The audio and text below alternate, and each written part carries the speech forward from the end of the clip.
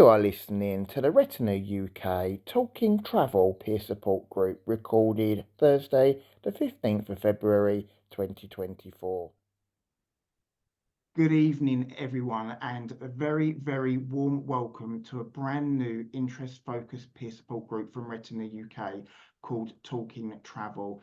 This peer group is set up to help and support those that are struggling with their travel needs around the UK and travelling abroad. This could be anything from day-to-day living with cane training and guide dog training to holidays for the visually impaired.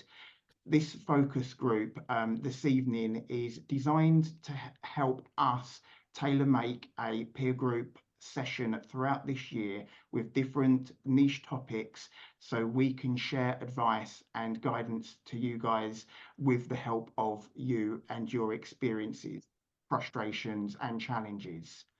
This evening, I would like to also welcome our facilitators that are going to support Retina UK with this group. My name is Mark Baxter. I'm the Information and Support Coordinator for Retina UK. I'm also living with retinitis pigmentosa, so I'm a part of the sight loss community as well. And I would like to also introduce Rachel Foley and Richard Zimbler. Some of you might recognise their names from our Manchester peer group and our Wrexham and Wales peer group. And Rachel and Richard will speak in a few moments' time about their sight loss and also their experience in travelling and how they can actually help you with some of their advice and some of their experience about getting out and about. So thank you everybody for joining us. Please do share your stories, your experiences and your advice. Can I please ask, we do have quite a full house this evening, so if you can raise your hand, then please do so. If you can also use the comments box to ask your questions or share your advice, that'd be much appreciated. And also, once again, if you can drop me a text message. My telephone number is 07889 595 783, so you can share your feedback and your advice that way as well.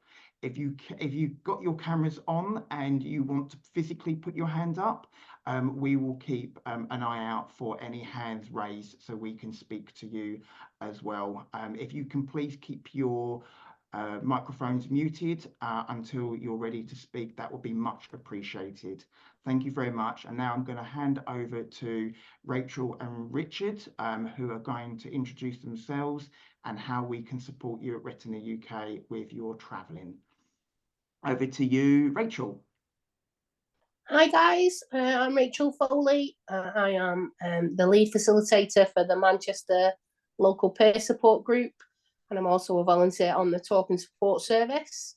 I have a condition called Bardet-Biedl syndrome, which affects my sight, weight, epilepsy and type 2 diabetes.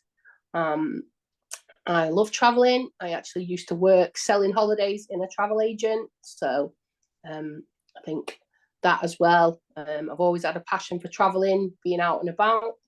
I'm a long cane, put my mouth back in, white cane, long cane user. And yeah, I've had that for some years now, since 2014 when I started using it. So yeah, that's a bit about me. I like to travel. I like to go on holidays in this country, in the UK. I also like to travel abroad, and been on a couple of holidays with my visually impaired and blind friends. I've also been on a Travelise holiday and a Seeable holiday. So I use the train, the bus, the tram. So yeah, I've used quite a lot of travel functions, but it's going to be great to hear all your views and see how we as facilitators of this group can support you moving forward. So I'll pass over now to Richard. Hi everyone, I'm Richard. I'm the lead facilitator for the Wrexham and Wales peer support group for Retina UK. I also, like Rachel, have Bardet-Biedl syndrome, and the way it affects me, I have no sight whatsoever. and I lost that gradually over a period of time. So colour vision went first, then my physical vision, then my light perception. I'm also a white cane, long cane user, but unlike Rachel, I was very lucky. I've used a long cane in many different forms since going to high school. So I've been using a white cane since 1995. And I also travel all around the UK on trains. I've been using trains 24 years in October, as we've been visually impaired until I was 20 and then blind. I've never been able to drive. So and where I live in a rural area, a little town. So I do use buses and taxis, but the main transport I use is trains. I also love going on holidays in the UK to different hotels. I used to go to Llandudno with a company, but unfortunately they are not running anymore. I've also been abroad with my family, to Spain. I've been to Australia with Rach, and also last year with Rachel, I did a sailboat holiday to Italy. And as a blind person, without actually going on a holiday with my family or being in Australia because we went to visit my dad and stepmom, it's for me the best experience as a blind person going on a holiday, to be basically held at the airport in Manchester, to go through security checking on the plane, the help from the air hostess on the plane, and then getting to Italy, helped off the plane, and then from the moment we landed in Catania, Italy, to the moment when we went home, we had a chaperone that helped us the entire time, and it was brilliant. As me as a blind person, I felt relaxed.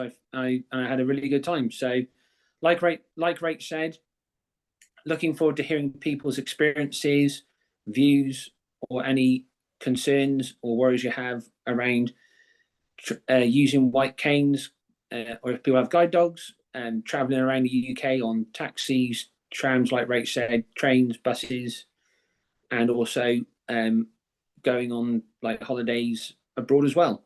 So thank you everyone for giving up your time this evening, and we'll now open up the forum of the new peer group for people to ask any questions to myself and Rachel, or to give advice on your experiences as well. And thank you very much for your time to come this evening.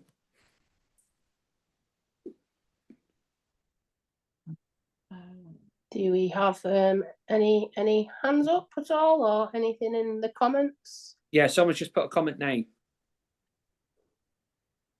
No, we've got a comment, haven't we? Yeah, okay. So this is Cat Writer. I was interested in how good Travel Eyes has been. I'm thinking of using them. Also, Ramblers apparently do holidays for blind people. I'm 60, have RP, still have some useful vision and want to see the world while I still can. Also, has assistance been restored at airports? Service used to be very good before the pandemic.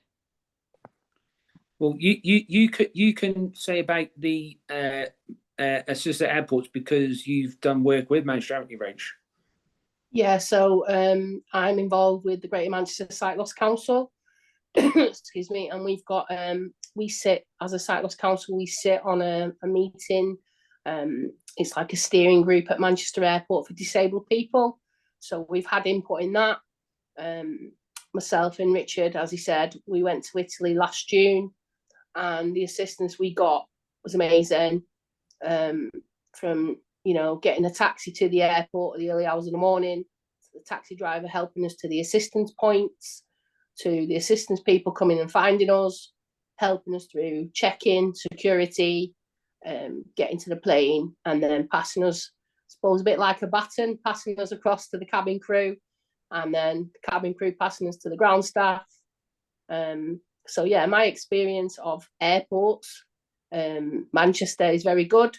I've been to Gatwick once, and again, I thought the assistance was amazing. I was with 3 other visually impaired people. Staff were amazing again. My experience of Travel Eyes is quite some time ago. I went in 2015. Now, I didn't have the best of holidays with Travel Eyes, but I know other friends who've been on Travel Eyes after me, and they've had amazing holidays. So I think it's down to your own opinion, really. We've been with Seeable Holidays last year, and we've booked again to go this year. And for me, the fact that it's tailor-made and it's just you and your party, so it would just be me and Rich going. I prefer that, where some people prefer the group. Seeable do group holidays, and I know Travel Eyes do group holidays. So yeah, there's so much out there with Travel Eyes and Seeable. The fact that they do destinations in the UK and abroad. If you're looking to travel and see a bit of the world with sighted guides, I would say go for it. Go for it, definitely. Yes, and for me, I can only, like I said in my introduction, I can only comment on Seeable because for me, I like the idea of the tailored rather than group because because you get more of a personal experience with it just being the people that you're with, the chaperone you have. It's just for you, and you're not having to worry about having to be up at certain times and do stuff at certain times. You can. The only time we had that was when we had excursions where they could only be done at a certain time, but the other times it was really flexible, which I really liked. It was a really good experience. That's really good. And do anyone in the group at the moment, what are your main, if people would, like to share, what are your main travel concerns? Are they going away on holiday in this country or abroad? Are they using a bus, a train, a tram, a taxi, navigating new places? If people would like to share their opinions, we would love to hear them. We would, yes, because then from those opinions, it will shape the topics that we have for this group moving forward. I think we've got any hand. Graham Biddle, he's got his hand up. Hi, Graham. Welcome. Hello, my name is Jay Patel. I live in the London. I'm 47-year-old. I'm severely sight impaired registered, and I use the white long cane. And his local society, blind society, is very good help. Called the Middlesex Association for the Blind. I learn about the Braille class every week, and my rehabilitation officer is good help me in the London. I travel by bus, train, underground, and taxis. And yeah, I live in myself in London. Yeah. Good. And do you have any major concerns with the transport that you use in the London area, or is it seems to be good? Do you get good services? Yeah, it's underground is good help from staff, because sometimes have like a small station is a one stop, or sometimes is no stop, so it's very difficult. But somebody like passenger is help me when I can ask. Mm-hmm. Yeah, and have a big station have like many stops, so it's help me always. But some small station have like one stop, sometimes is no stops, so it's difficult. Yeah. Here in my area, it's after you get past my hometown of Shrewsbury, every single station is unmanned. So yeah, the only way I've helped then is by the guy on the trains. So yeah, hopefully I'd imagine that all guards do get some form of their like disability awareness training, so they can help. Yeah. Excellent. Graham has got his hand up. Graham, if you would like to ask your question or share some advice with the group, just need to unmute yourself, and then we can listen to your question, or you can share. I think he's just trying to do it now.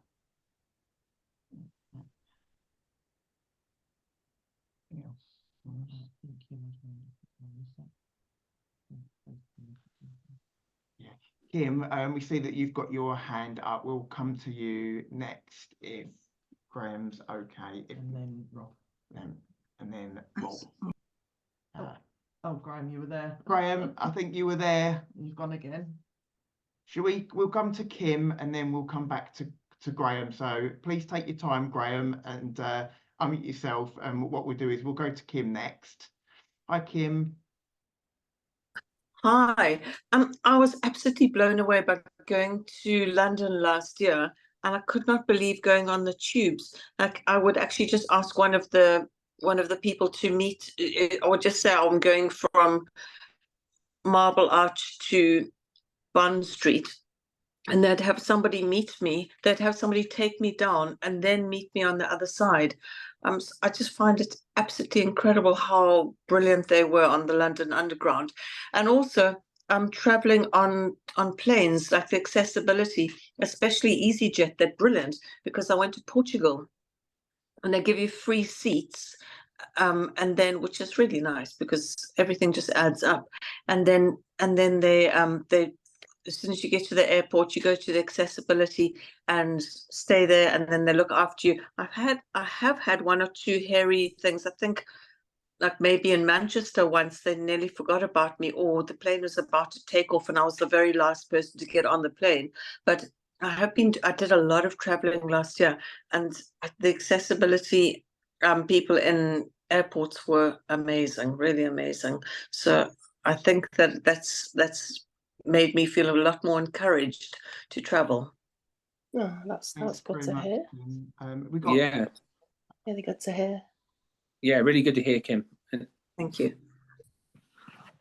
Right, do you want to try Graham again? Graham, are you okay to unmute? Are you with us?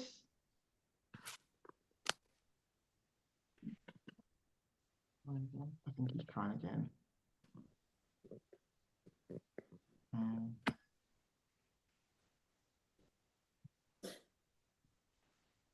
It's a shame that we can mute everybody, but we can't unmute. It's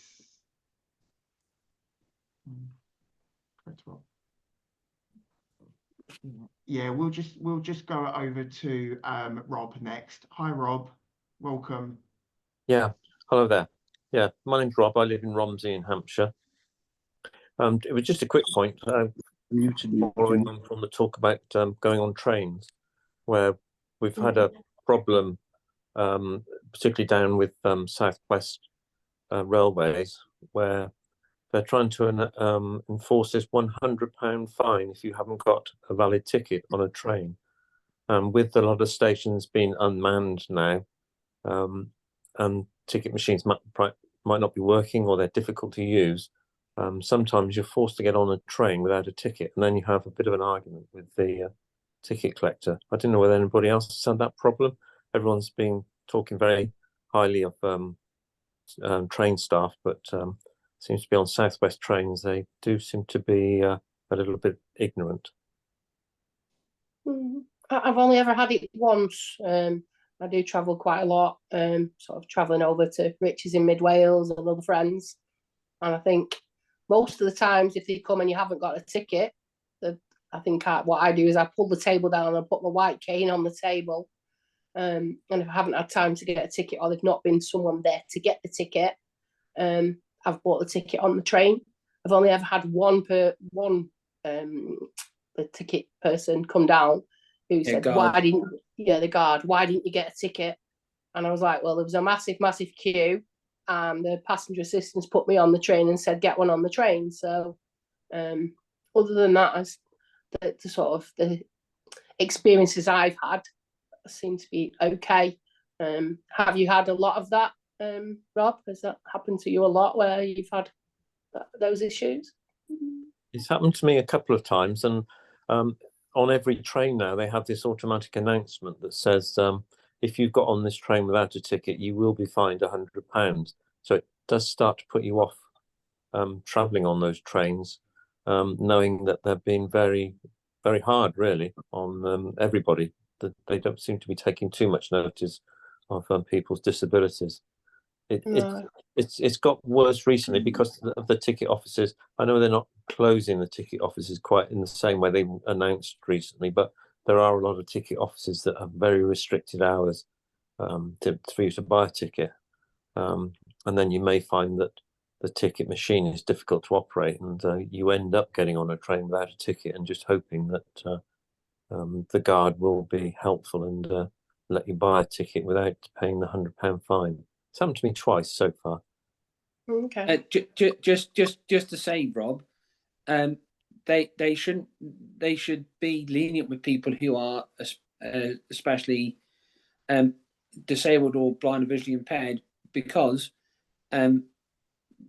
they should understand that ticket machines aren't easy things to use with a sight impairment, and if they've got like any ounce of common sense, they would just allow you to buy a ticket on the train. I've had it many times because I live in a little town in mid Wales, and the only way you could get a ticket is by the ticket machine on the station in the shelter, and it's not accessible. So many times I've got the train in here in Welshpool in mid Wales, and the guards come down and basically just let me bought a ticket on the train.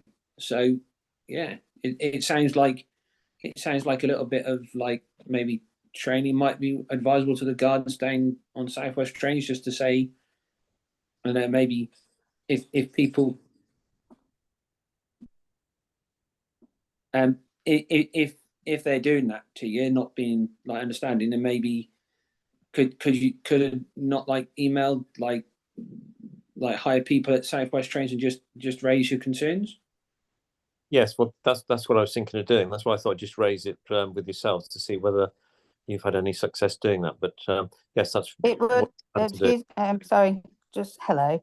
It's Sarah. Yes, it would be a good idea to go higher up, because it always helps to try and get your voices heard, especially like with me helping to save the ticket offices. But you've just got to find the right person to talk to and get your voices heard to make sure that you're getting the right travel on the trains and the help and assistance from the guards. Right. Yeah, Okay. definitely.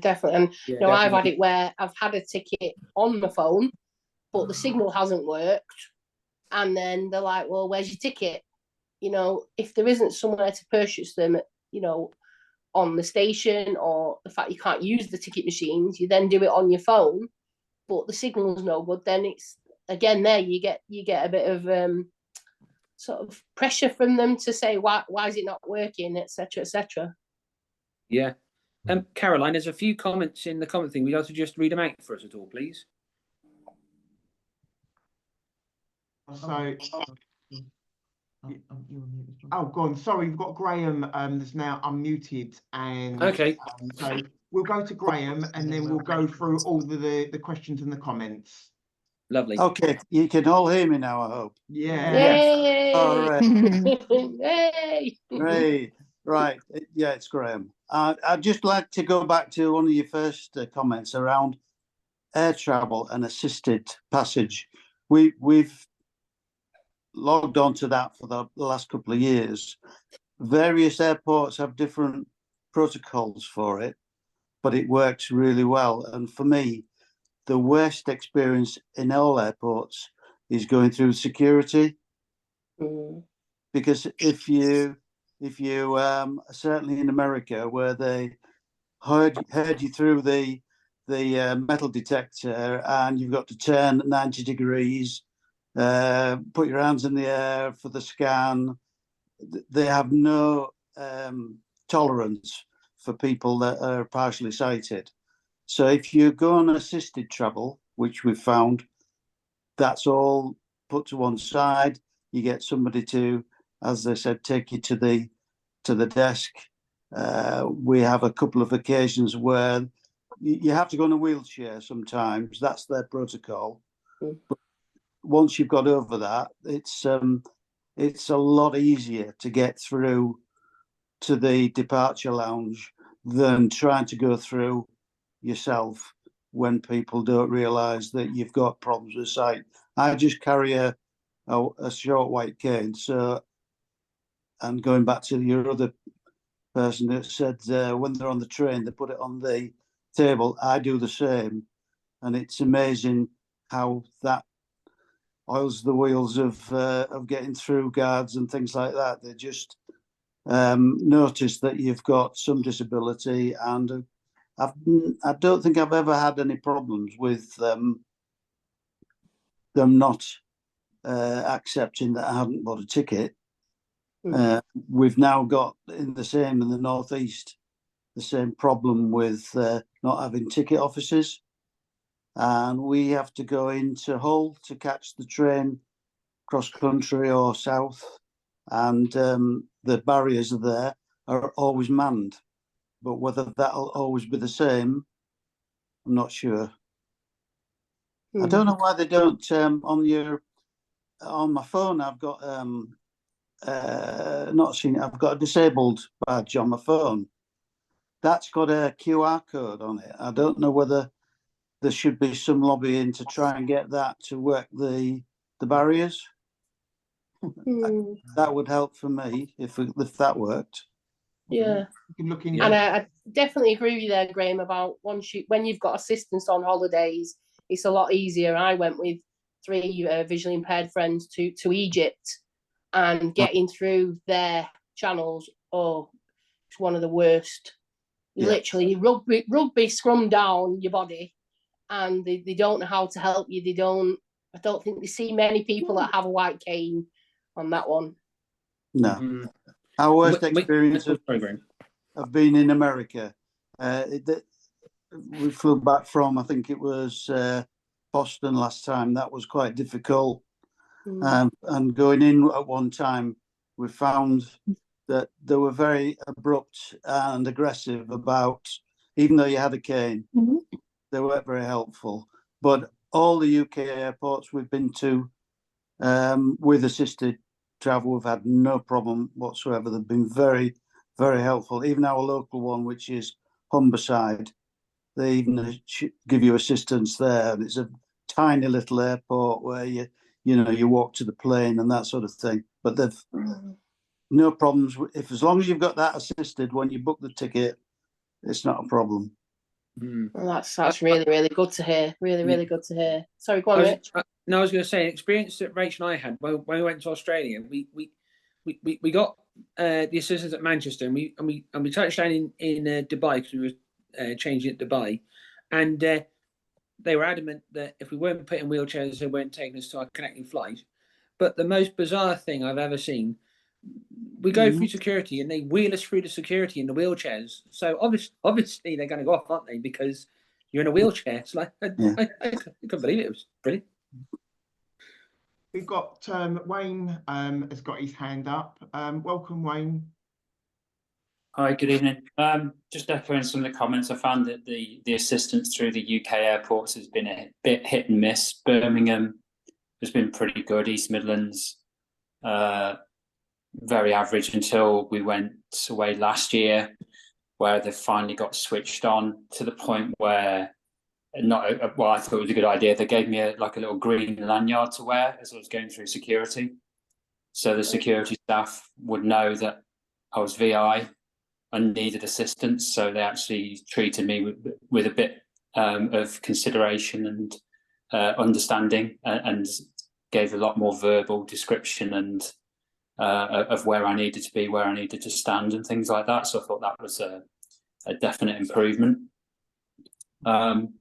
And train travel, I started using I don't know if everybody's heard of the Passenger Assist app on phones. Yeah. I found that to be really good.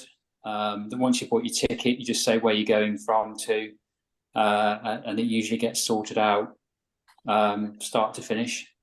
So that's a definite step forward and an improvement on rail travel in the last few years. That's really, really good to hear. Really, really good to hear that you're using that app and it really works for you. The thing I find with that app is the fact that in the past, like for me living here in Mid Wales, if I was going from Wales to say somewhere else where it would be on like one Transport for Wales for here, then going to cross country, you'd have to do the assistance for each individual company. Where now with the passenger assistance app, you just like Wayne said, you just put your start destination, end destination, you select the train you want to go on, and then you select the different options that it asks you for, and then it goes through to the central sorting place where it goes, and then they send it to whichever station you're going to. I think it's one of the things that they've actually really done well, and they've actually made it really accessible to work with voiceover as well for people who are blind. Yeah, and I think one of the issues I had, I still go down to Oxford a lot for hospital appointments. So when I booked my train tickets, I could book assistance on the way down, but I wouldn't have a clue what time I'm coming back. So it was almost impossible to book assistance. But with the assistance app, as long as you give like half an hour, maybe an hour's notice of when you're travelling back, it was spot on. It was a definite huge improvement. That's really good to hear. That's really good. And also, I think you found, Rachel, haven't you, with putting a mobile phone in when you missed your train from me. The guard rang you up to say, was you okay and was you getting the next train, didn't they? Because if you put your mobile phone into the app, somebody can call you to help you out, can't they? Oh yeah. I was quite shocked. I was like, "Oh, hello, who's this?" And he was like, "I'm the guard. You've missed your train." I was like, "Oh yeah, we're just on our way. We did try and let you know, but we didn't know how to." So that's a good feature. And also, I think what I found is some of the bigger stations, so like your Birmingham, like your Manchester, if you can't guarantee a time that you're coming home, you can go to the assistance lounge, and you might have to wait, but they will still help you. They told me one time I went that VIPs, as we're called, very important people in the visually impaired world, that they will always assist you. You might just have to wait a little bit. So that's a good thing to know as well, if you can't always guarantee what time you're going to go home from somewhere. We that app, if people are not familiar with the Travel Assist app, we will put a link in the follow-up email, so you can download it by the iStore if you've got an iPhone, or the Play Store if you use Android. We've got Kazia's got a hand up, but before you go to you, Kazia, we've just got a few messages in the comments box that we're just going to read out first, and then we'll come straight to you. Terry has said, what about travelling on your own on holiday abroad or in the UK using trains or planes? Do you want to take that one, Rachel, or shall I go? You can, or you can tell them you've been to a concert on your own, totally blind. So yeah, so you've travelled quite a bit. Well, for me, like I said in my intro, I've been using trains 24 years. So I went to college in Hereford.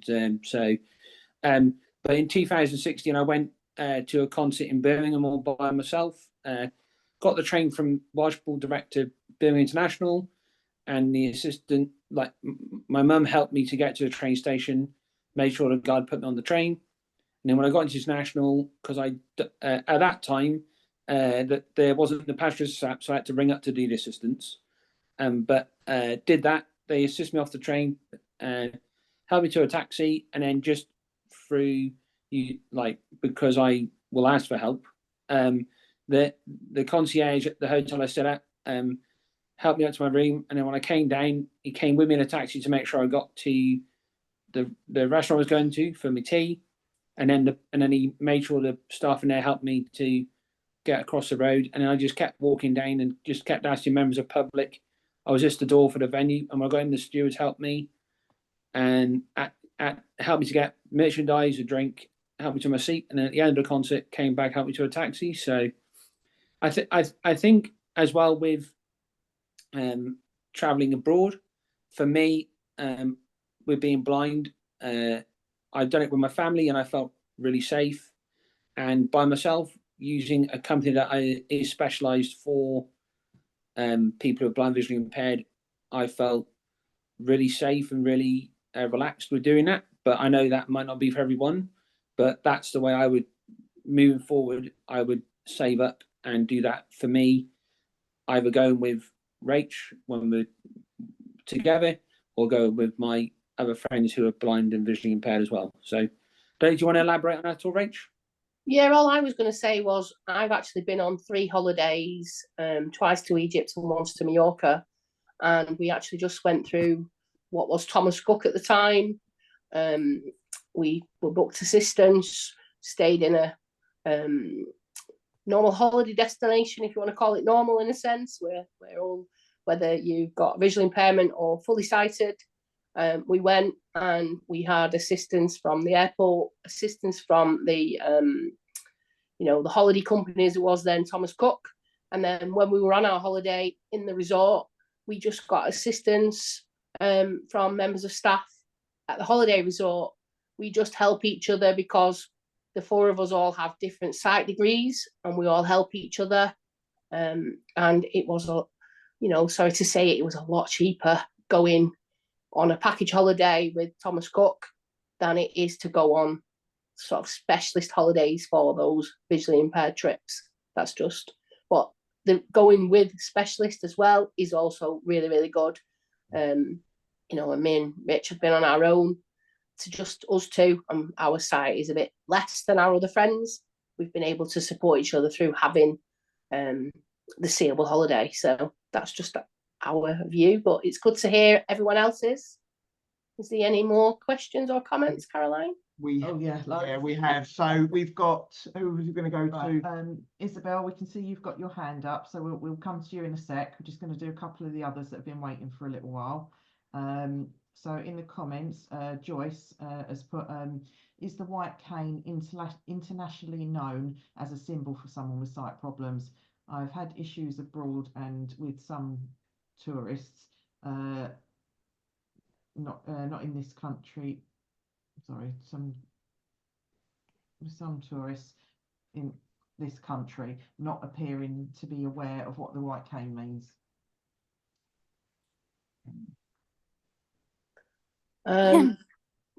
Mark, I'm not sure if you so obviously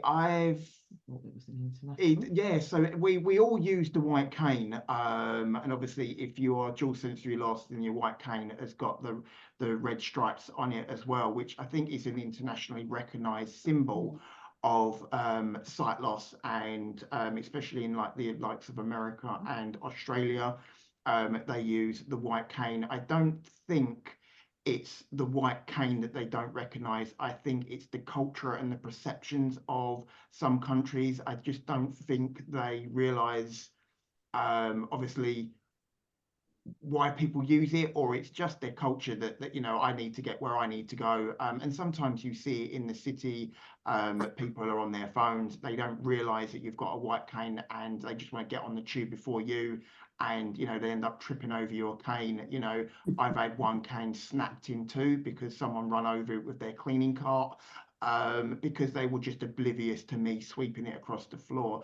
So to answer your question, I believe the white cane is a symbol that is recognized all around the world. Mark, you've got International White Cane Day, so it is. Yeah, so I think it's just the perceptions of people, and people being oblivious or ignorant to the fact that someone is approaching them with a white cane. They might have never seen what a white cane is and why people has got one, especially if you go to places that are not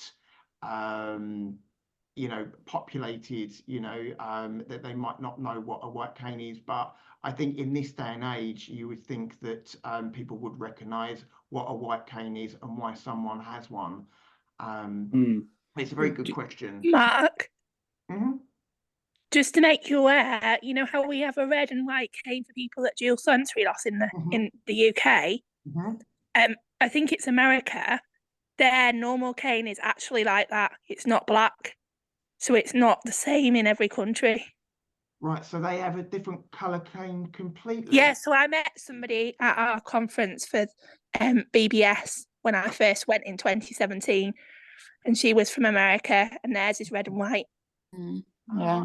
I met someone from Boston, and his cane was white, wasn't it? Yeah, I think it was a white cane. It was a very, very, very light sort of poly sort of aluminium type cane, but it was white. So that's very interesting. I might do some research around cane colours.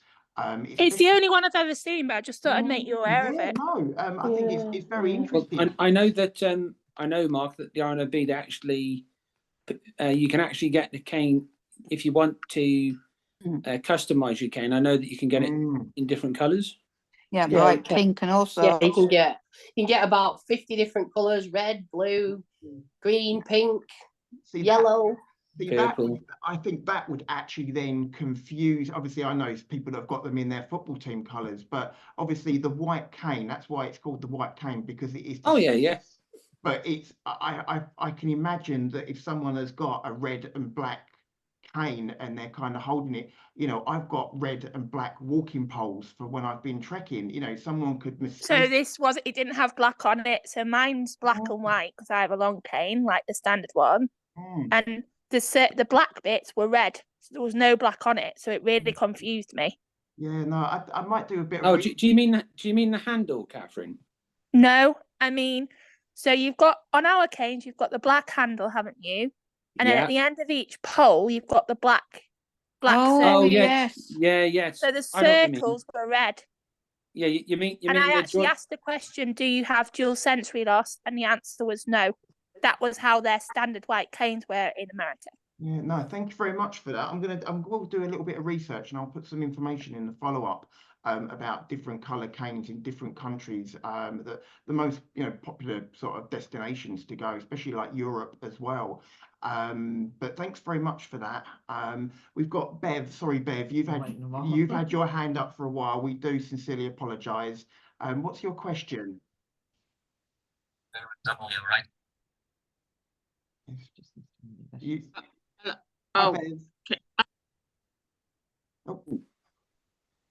Signal's not very good. No, can you? Yeah. My question is, well, a couple really, is the cost of these holidays, because we've had a look at some of these disabled holidays and they're quite a lot more expensive from what we've seen, and that's like the only one really I've really looked at is limitless travel or something. Yeah, that's limitless travel if you've got a limitless budget. Yeah. Good luck. Good luck. Yeah, you would be better if you're looking. Me and Rich looked for a quote for limitless travel, and they don't supply a carer. You have to pay for that carer, and for no, Rach, what it was. So with the holidays they did, if on the holidays, if it was an excursion, you would get someone to help. But if it was a free day, you would have to pay if you wanted someone to help you on the 3 days. Yeah, I find them not very cost effective, really. So yeah, I mean, it's because we're both retired anyway, so I mean that's not the problem. But I find that they're just ridiculous prices. But going back to my main question or topic is the passenger assistance. Now, we've been able to use them twice, and twice. The first time they put me on where I was supposed to get off. I wasn't supposed to get off, and luckily the train driver was very kind to put us back on the right train where we're supposed to be going to. And then the second time we used them, coming back from travel, because we came back on the train station was a smaller train station, there was nobody around, and the ticket person just came through and he didn't check that I was on the train or anything. So by the time we got off the train, they didn't know that I was on the train in the first place. So communication got lost totally about me needing a wheelchair, having to get over to the other side. The lad, poor thing, he walked me over not knowing that I couldn't hardly walk. Oh, that was, but apart from that, I mean, I have passenger assistant. I have found it very helpful, apart from those two little issues. Do you use the passenger assistance app, Bev? Yes, and I phoned them just to confirm it because I can't print anything off, and just for my own peace of mind, I phoned to make sure that it's all gone through. and it had all gone through okay. It came up on my phone okay. But as I say, coming back, going was no problem. It's the coming back that we always seem to have our issues. So I don't know what that's all about. It's like it gets lost in the week's holiday.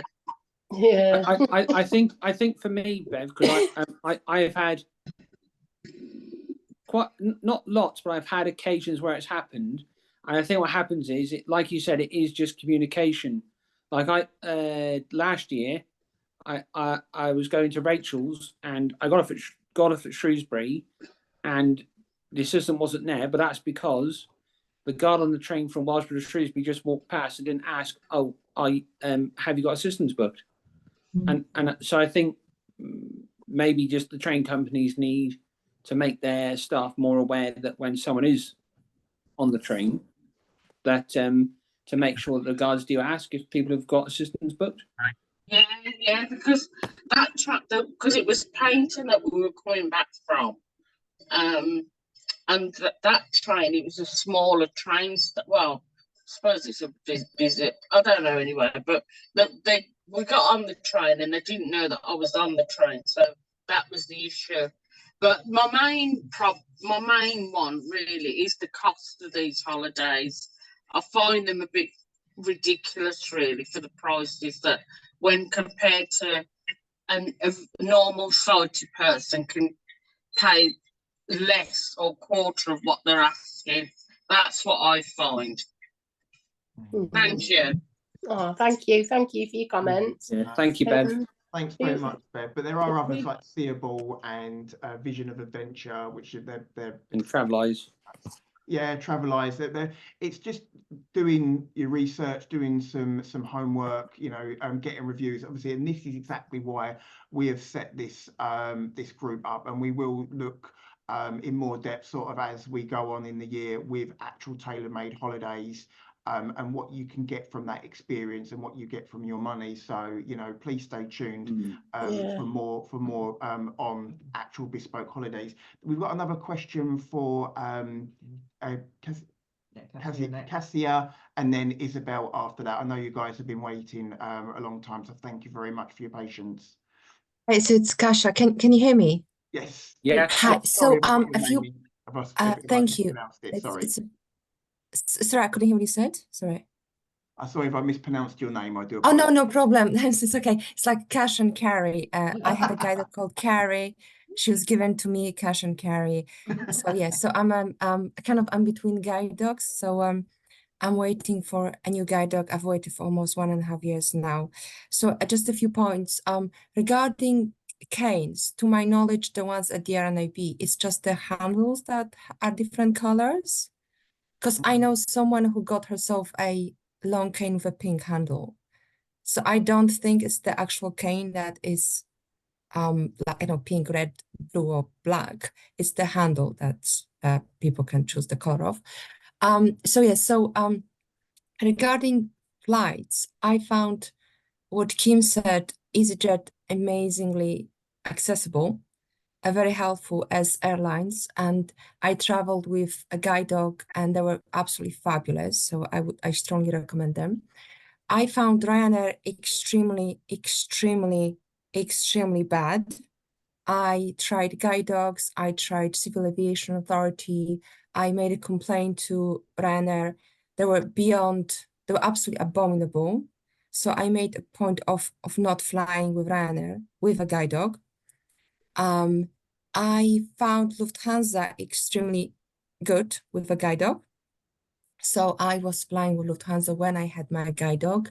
More recently, I flew without a guide dog Lufthansa. And I found them extremely expensive. The prices had increased dramatically. Also, on the note of the underground, I live in London. Yes, the support is usually very good. Sometimes there are breakdowns in communication, but most of the time it is excellent. And I often find commuters very helpful. And another, sorry, there's an ambulance. And another thing is I live in London, and for those who live in London, there is a small charity called London Sports Club for the Blind, and they organize holidays every year, and the holidays is subsidized. So I was the member until a couple of years ago. So we've been to Greece, Spain, Italy, and we've also had holidays in the UK. So they are definitely cheaper than Traveleyes or seeable. Yeah, I think that's all I wanted to say. Yeah.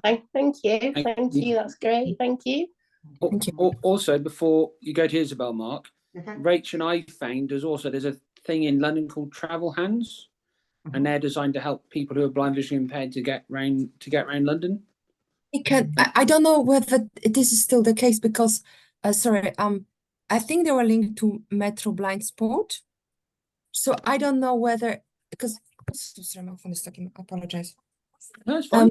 So I know that Metro Blind Sport, they had something to do with Travel Hands. So I don't know if it was just like a sort of a temporary thing. I don't know if this is still the case. Right. Yeah. Because I know that it sort of was linked to Metro Blind Sport, but whether they still function, still exist, I'm not sure. Okay. They do still exist. Okay. I think you spoke to them a month ago, didn't you, Rich? Yeah, so I'm signed up to them because for my birthday, a friend of ours gave me. We're going to do the Shrek experience in London, and you can pay.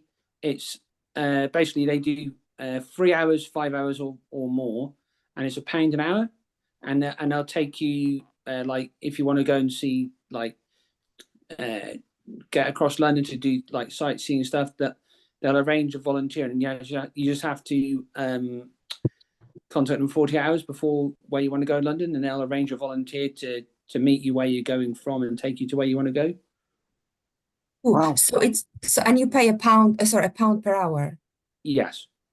Okay, so maybe someone will put the website or link to website in the email or something afterwards. I'm very interested. Yeah, we'll put it in the feedback. We'll make sure Mark's going to put different things, so like the passenger assist app, this Travel Hands, all the things like Traveleyes, Seeable Holidays, all the different things that we've talked about. We'll make sure they're all put in the email when it gets circulated after this session.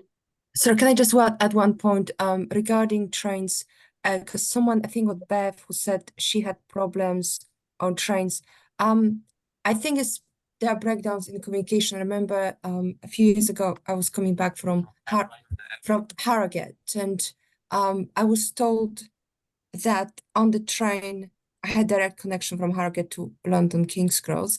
I was told at Harrogate station to let the train guard know that I need assistance at London King's Cross, which I did, but there was no one waiting for me at London King's Cross. So, and unfortunately, it's not always the case that the large station means guaranteed assistance, because I remember once I was traveling on a Saturday, I chose King's Cross because of the increased likelihood of assistance. I was told there was no one who could assist me, and then still I decided to travel.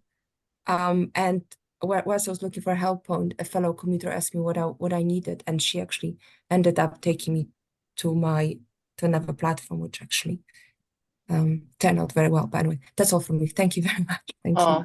Thank you. Yeah. Thank you. Thanks for sharing. Thank you. Pleasure. I'll mute myself now. And we've got Isabel. Thank you very much, Isabel. Unmuting. I think she's trying to unmute.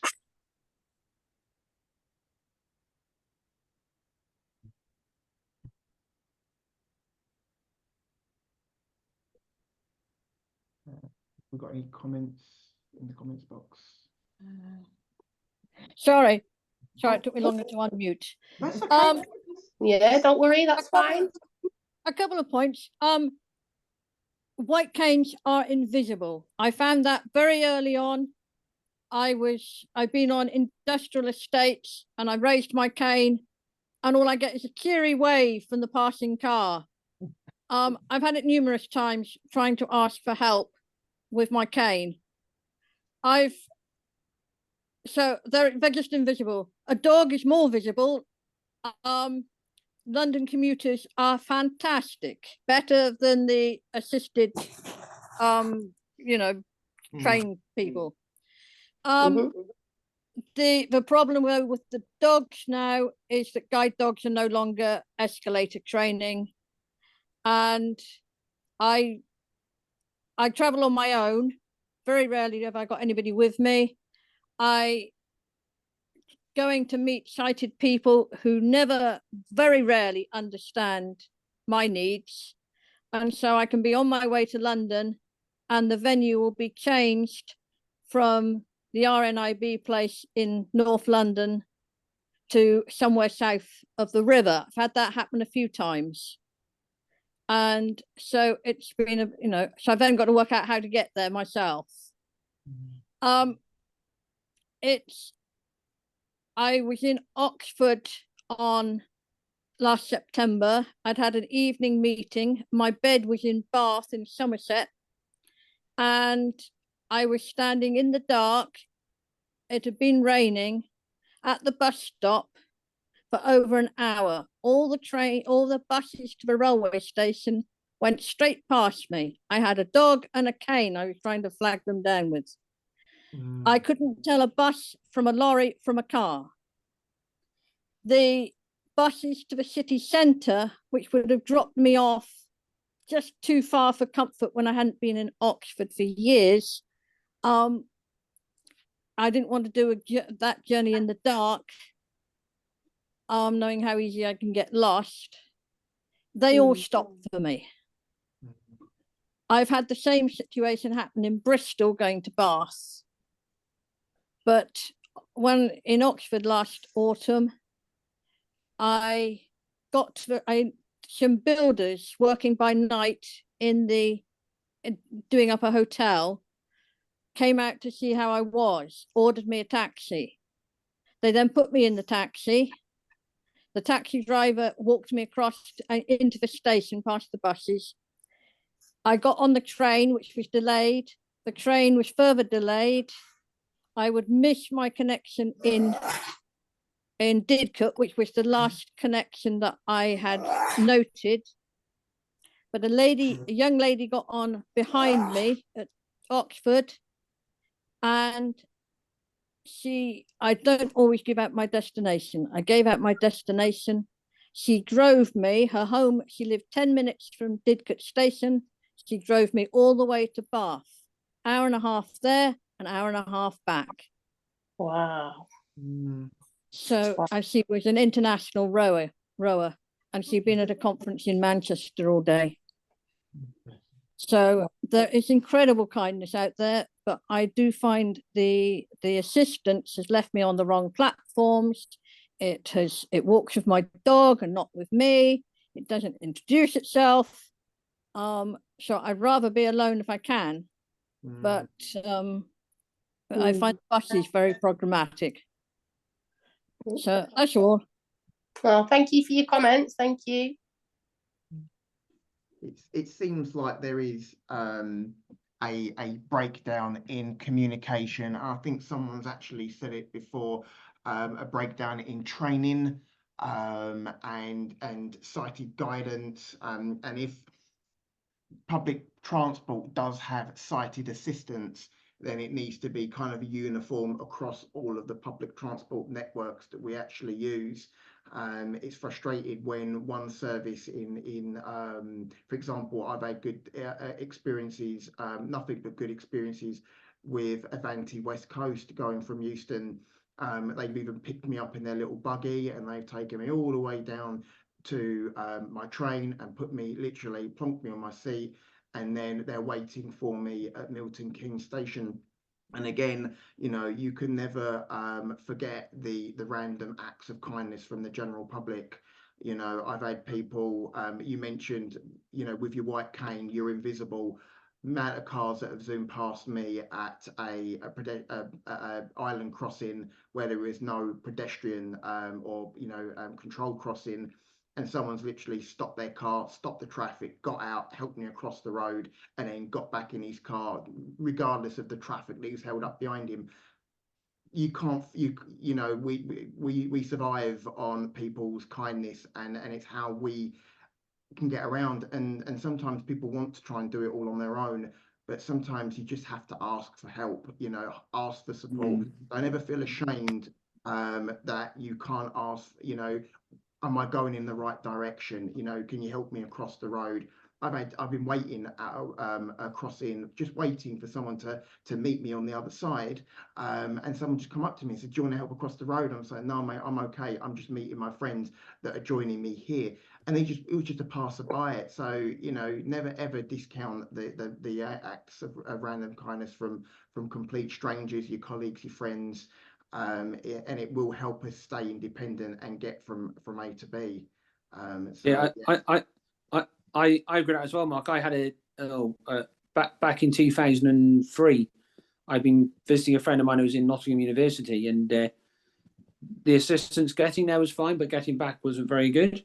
And it was, I got to Birmingham and they didn't announce any of the stations. So a member of the public kindly took me to, I was having to go from Birmingham to Wolves and then to go on the bus from Wolves to Telford and then get Telford to Shrewsbury. And this lovely German gentleman, he said, "Hello, sir, do you need help?" He said, "Oh, don't worry, my father was blind, so I know how to help." And he helped me out of Wolverhampton station to get to the bus to go to Telford. Yeah, so yeah, it's I think sometimes it does help when we've got people that can show that little bit of support to us, you know, and it helps us, you know. And the underground's exactly the same. I know that people get confused on the underground and who can see where they're going, but you know, it's nice when someone can actually point you in the right direction. It doesn't happen all the time, and it is surprising when it does, but you know, all you need to do is ask someone. So I've just realised the time, and thank you very much, Richard and Rachel. It is 8:15, and we do have a few questions and comments in the box. And I think, is it Cashier's? Cashier's got a hand up. So one quick more question from Cashier, and then we'll go quickly zoom through those comments, because some of them are actually quite useful to the group, and then we'll wrap it up, if that's okay, everyone. Sorry. Thank you very much. Thank you for taking my question. I just want to refer to someone who spoke before me. Guide Dogs UK still do train their guide dogs on escalators. It is still the case. But they don't make much of an effort. If the dog doesn't like it right away, they just give up, but they still do that. And regarding the airlines, I have also traveled with Norwegian Airlines. And when I asked a crew member to describe what food she gave me, she said it was a sandwich, and I asked her what sort of sandwich. She said it was a sandwich. I said, well, I've got sight impairment. And then she asked me what sight impairment is, whilst they had been notified that I've got sight impairment. Yeah, that's that. And yeah, I think that's all. Yeah, that's all. That's me. Thank you. Thanks. Thank you. Thank you. Thank you. I'm muting myself. Just the last couple of comments. So what was the first one? It was regarding freedom. Let me see. Someone said, Sandra said you can get a lanyard for different countries for partially sighted people. And then Terry's asked, where do you get the lanyards from, please? Yeah, from the Partially Sighted Society. Right. Okay. And is that the sunflower lanyard? No, you can get a visually impaired lanyard in Spanish, French, Greece, and whatever other countries you want. Okay, we'll add that. We'll add that charity. Is it a charity? Partially Sighted Society, yeah. We'll add that charity, their contact information, email address, and website to the follow-up. You know, just in case anyone is starting to plan their summer holiday and they would like one of those lanyards. And I think they're about £4 to buy. Okay. Excellent. Okay. Thank That's you. good to know. Yeah, thank you. That's really good to know. Yeah. And Kat has said for all London dwellers, just assuming everyone knows about the Freedom Pass, that you can travel free on all forms of London transport. And also, do people know about greeters? Not a service for VIPs. If you go to any major city, you can book a bespoke walking tour with someone who knows the city and is an expert. I know someone who does it.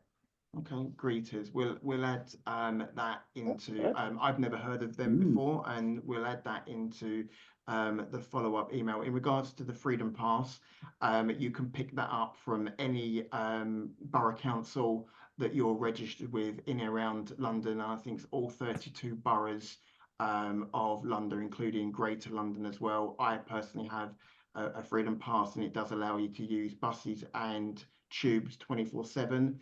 And then overground after 9:30, and I think you can use the DLR for 24/7 as well. It's only the overground you can't use it before 9:30 peak time, but it is a fantastic piece of ID, and I think you can actually use it as identification to travel anywhere on flights within the UK as well.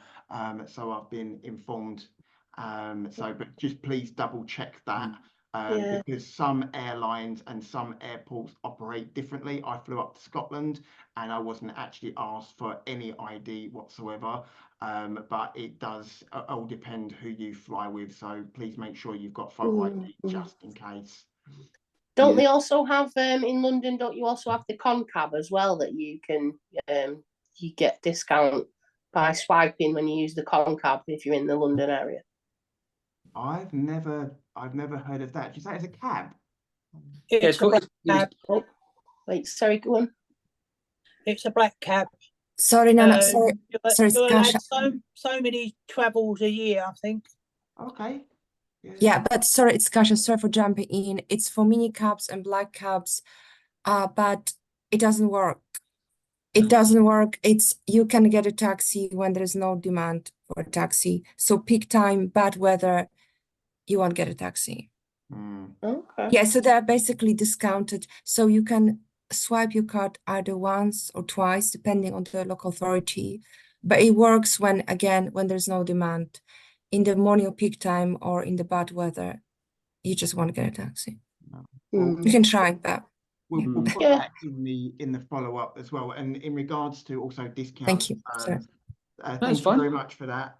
There was one other thing, if people are not aware of, is the disability rail card. If you're not familiar with that, you can actually buy a paper one, or you can actually do an electronic one. And I think I got one for 3 years and it was £54.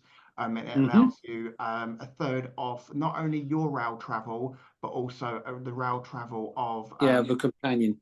Yeah, so that is really, it's a really, especially if you do a lot of rail travel, it really does save on a few pennies as well. So thank you everyone for all those bits of information. We will collate all of this into a follow-up with lots of useful information to help you with your traveling needs, including discounts and how you can get assistance as well. I'll include the Vanti West Coast assistance number, and if anyone else has any other numbers that they use in terms of assistive travel, then please do drop me an email. You can email me at services@retinauk.org.uk, or again you can drop me a text message to 07889 595 783.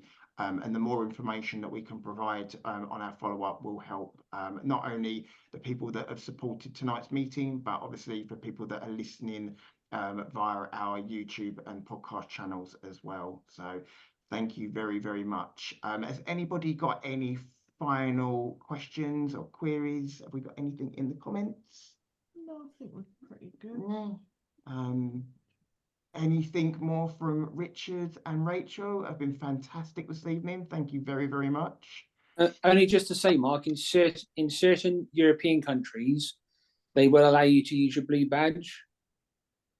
You beat me to it, Richard. Yes, that is one thing. Yeah, I used mine in France, and you can also use it to get discounts on things as well.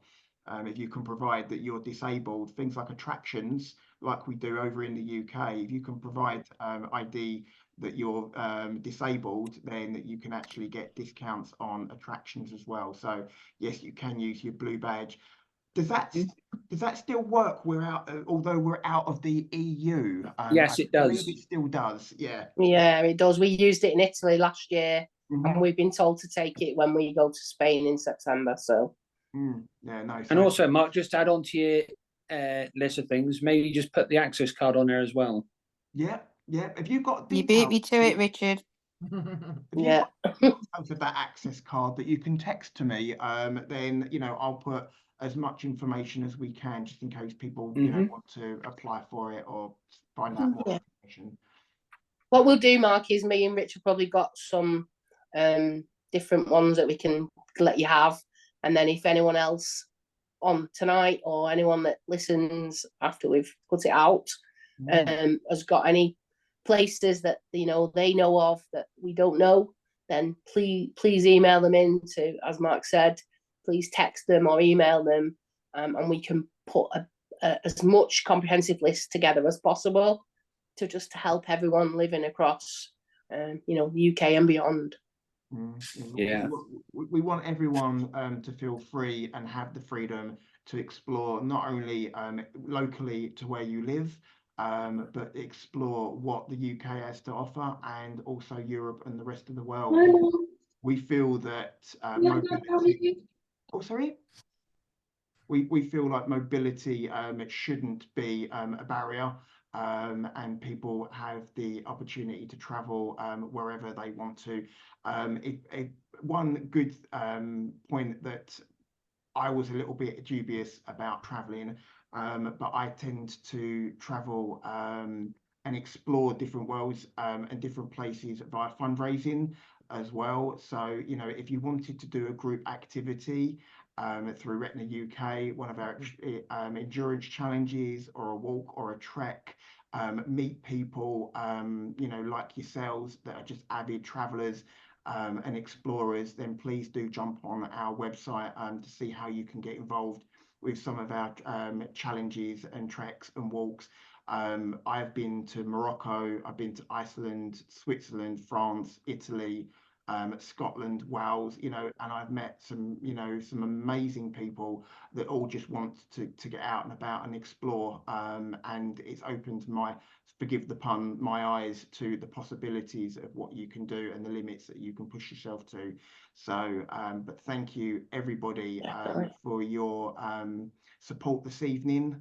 It's really much appreciated. I thank Caroline for being on the comms this evening and answering a lot of the questions. Yeah, thank you, Caroline. Yeah, thank you, Caroline. And just to jump in, Mark, remember that Rich's actual local peer support group, which is on the 28th of this month, you have actually got Seeable Holidays, haven't you, Rich, coming to give a talk? I have, yes. I've got Lucy Ashton, who is coming from Seeable to give a talk about and to tell all about what Seeable Holidays do. So for anyone on it, and because it's online, it is for Wales, Wrexham and Wales. But if anyone from tonight wanted to come on that group, I'm sure Mark would be able to forward you the details for that if you wanted to register for that. All is welcome on the online ones. Yeah, no, we'll put that in the follow-up email just in case anybody is interested in Richard's group. And we have a full lineup of other peer groups, whether it's a local peer group that may be near to yourself where you live, and also other online peer groups as well. So please feel free to drop in if it's online and share your experiences. And we really do look forward to from hearing from you guys soon. So thank you very, very much from myself and Retina UK. Thanks to Caroline as well again, and thanks to Richard and Rachel. And I'll leave it with Richard and Rachel to say goodbye to everyone, and we'll see you again at the next one, which will be in April. Yeah, so thank you everyone for all your comments, your views, everything that you've said on tonight. And like Mark's already said, anything else that you want to share with us that sometimes you don't always feel like you want to speak on a group, if you've got other views to share, then please send them in either via email or via text. We thank you for all your attendance. You know, it's an evening session, and we're taking away precious time. So thank you for joining us all. We hope you've all got something from it, and it's just so great to have so many of you on and to share so much with you all. So thank you from me. Rich, would you like to say something? Yeah, just to concur with Rach, thank you everyone for giving up your time this evening to join us on the new Retina Talking Travel peer group. Hope everyone's got a lot out of it, and thank you to those who have shared everything they wanted to share this evening. And just to reiterate what Rach said, anyone who didn't feel like they wanted to speak tonight, just email or text Mark, and I'm sure if there's any useful information, he'll put it in the follow-up email, and we will be in touch to let people know the date for the next one in April. Thank you very much for coming tonight, and hope you have a good evening. Thank you. Thanks, guys. Bye-bye. Bye. Thank you. Such a good session. Thank you. Bye. Thanks, bye. Thank you. Thanks, guys. Thanks, Richard and Rach. Bye. Bye. Bye. Bye. I think. Oh, God, listen. We hope you've enjoyed this Retina UK peer group recording. If you have any questions or queries regarding its content, or you would like to leave us some feedback, then please do get in touch. You can contact us via our helpline on 0300 111 4000, call the office team on 01280 821 334, or alternatively, you can contact us via email at services@retinauk.org.uk. If you are interested in creating your own peer support group and assisting Retina UK to grow our peer support group network and join our amazing team of volunteers, then please do get in touch by contacting us at info@retinauk.org.uk and speak to a member of staff to see how you can get involved. Thanks again for listening, and please stay tuned for more peer support group recordings coming throughout this year. Take care and all the best. Bye for now.